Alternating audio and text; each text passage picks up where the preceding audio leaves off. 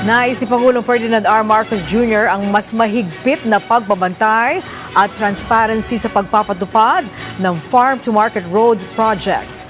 Ayon kay Palace Press Officer Yusek Claire Castro, una sa mga nais ni Pangulong Marcos Jr. ay ang magkaroon ng maayos na national budget at malinis at tapat na infrastructure spending. Git na opisyal, ayaw na ng presidente na maulit pa ang mga nangyaring katiwalian na nangyari sa flood control projects. Tandaan natin, sino po ba ang una nagsabi na gusto niyang maging maayos ang budget? Ang Pangulong Marcos Jr. Siya rin po ang nagpaimbestiga ng mga maaanumalyang flood control projects at infrastructure. So ayaw niya pong maulit yung mga naganap nung nakaraan.